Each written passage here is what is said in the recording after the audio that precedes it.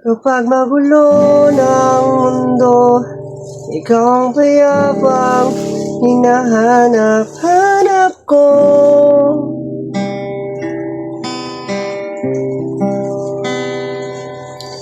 Minsan na akong naligaw ng landas dito sa mundong puno ng mapaglarong sitwasyon. Sa loob ng 34 years kong patuloy na pakikipagsapalaran, pakiramdam ko, ngayon palang nagsisimula ang tunay na istorya ko. Para akong muling pinanganak na hindi ko maintindihan. Basta ang alam ko lang, simula na to ng seryosong kwento ng buhay ko. Maraming pagkakataon na sobrang bigat. Minsan naisipan kong tapusin na lang ang lahat. Pero dahil sa taong ito,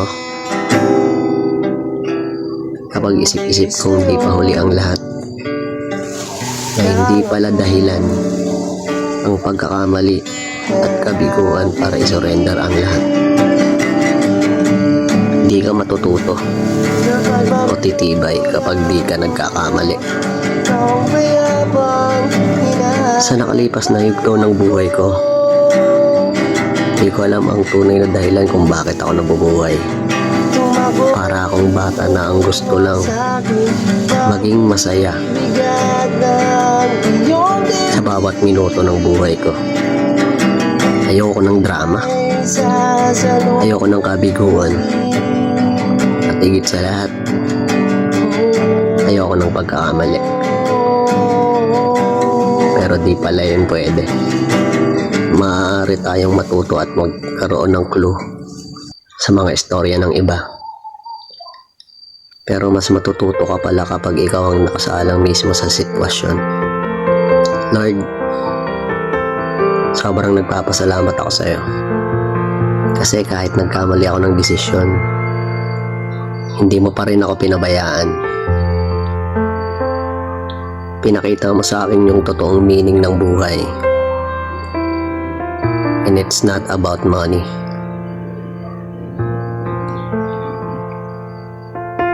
Kaya pala sinabi ng Diyos na mapalad ang taong dukha dahil nasa kanila ang tunay na meaning ng buhay. Thank you, Lord, dahil binigyan mo ako ng taong sasamahan ako sa kahit anong sitwasyon ng buhay ko. Yung taong iintindihin ka kapag sinumpong ka ng mood swing mo sa lahat ng topak mo. Yung taong kahit nahihirapan na, lagi pa rin nandyan sa tabi mo. Kahit pwede namang maghanap ng iba at iwanan ka na lang. Taong kinalimutan ang sariling pangarap at kagustuhan para lang makasama ka ng panghabang buhay. Bernadette Hermoso, me, I love you. Kailangan kita kasi mahal kita. Naalala ko nung una kitang nakita, napabulong ako sa sarili ko. Sino ba tong babae na to? Hindi naman kagandahan, pero bakit ganito ang impact nito sa akin? Yun pala, may dahilan. Nagsimula tayong magkatropa, magpartner sa ballroom. Ayun, nahulog ang isa't isa. Joke lang ang lahat para sa akin, alam mo yan, nung niligawan kita. Dahil para sa akin, napakahirap na magtiwala sa kahit sinong babae. Dahil naranasan ko ng paglaruan at iwanan. Pero di ko inaasahan na aabot tayo sa ganito.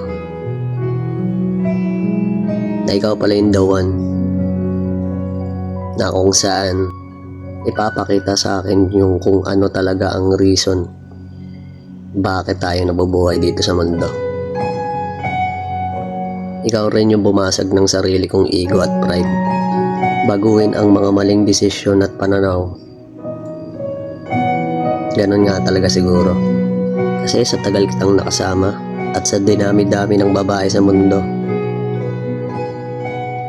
ikaw pala yung magiging sandigan at ina ng mga anak ko. Di ko pinagsisihan na ikaw ang makakasama ko hanggang sa pagpantay ng mga pako kapag oras ko na. Det, pasensya ka na ha.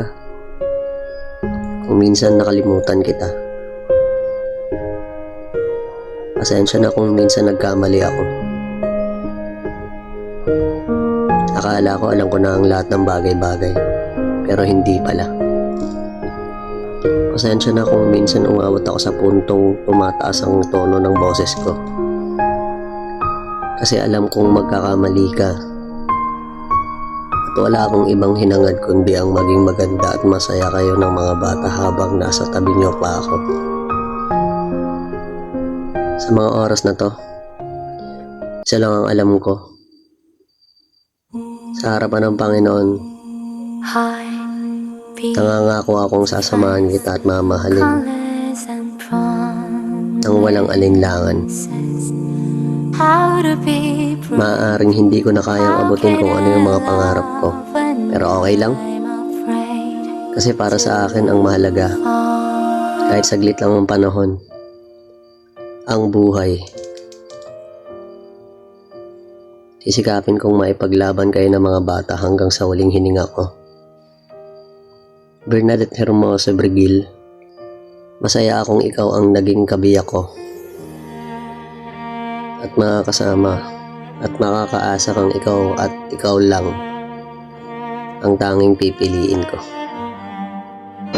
Sabi nga nila, karanasan ko ay parang pagkain ay susuko tapos inuluwa sa pagkapasok. Ito po ay commitment o kontrata na panghabang buhay. Wala pong nakasulat na expiration date sa mga pinirmahan nating kontrata. At lalo hindi ito tatapos sa I love you lamang. Sa buhay may asawa, dapat may sagot ka sa tanong na sino ang maghuhugas ng pinggan? Sino ang magbabayad ng tubig o ng kuryente? Kailangan magkuyak dahil may sakit ng isa. Sa bawat pagsasama, panatilihin ninyo ang respeto sa isa't isa.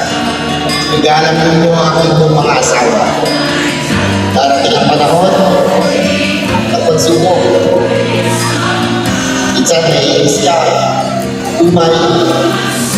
Sa mga misis, paalala ko lang po, lalo na pag si Mister, magaling sa trabaho. Sa halip, idaan nyo na lang sa lamneng ang mga nais ninyo i-focus sa kanila.